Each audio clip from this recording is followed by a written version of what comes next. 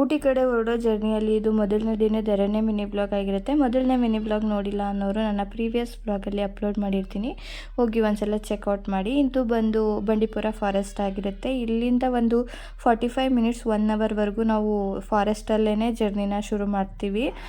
ಇಲ್ಲಿ ಬೆಳಗ್ಗೆ ಹೊತ್ತು ಅಷ್ಟೊಂದು ಅನಿಮಲ್ಸು ಕಂಡು ಬರಲ್ಲ ಆ್ಯಕ್ಚುಲಿ ಹೇಳಬೇಕು ಅಂದರೆ.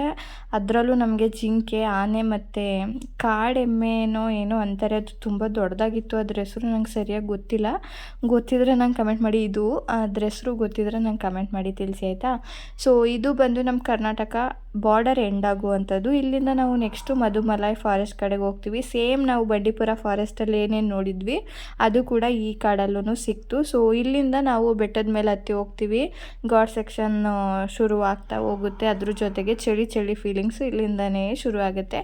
ಗೋವಾ ಅಂದ್ರೇ ಅದೊಂದು ಕೋಲ್ಡ್ ವೆದರು ಮತ್ತು ಹಿಮ ತುಂಬಿರೋ ಅಂಥದ್ದು ಯಾವಾಗ್ಲೂ ಆ ಥರ ಇರುತ್ತೆ. ಸೊ ಇಲ್ಲಿಂದ ನಮಗೆ ಕರ್ಕೊಂಡು ಬಂದಿದ್ದೀವರು ಚಾಕ್ಲೇಟ್ ಫ್ಯಾಕ್ಟ್ರಿಗೆ.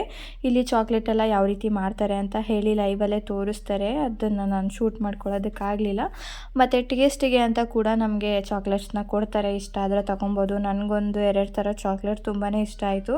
ಸೊ ಹಾಗಾಗಿ ಅದನ್ನೆಲ್ಲ ಬಿಲ್ ಮಾಡಿಸ್ಕೊಂಡು ಪ್ಯಾಕ್ನ ಮಾಡಿಸ್ಕೊಂಡೆ. ಇನ್ನು ನನ್ನ ನೆಕ್ಸ್ಟ್ ಮಿನಿ ಬ್ಲಾಗಲ್ಲಿ ಏನೇನಾಗುತ್ತೆ ಅಂತ ಹೇಳಿ ಅಪ್ಲೋಡ್ ಮಾಡ್ತೀನಿ. ಅಲ್ಲಿವರೆಗೂ ನನ್ನ ಫಾಲೋ ಮಾಡೋದನ್ನು ಮರಿಬೇಡಿ.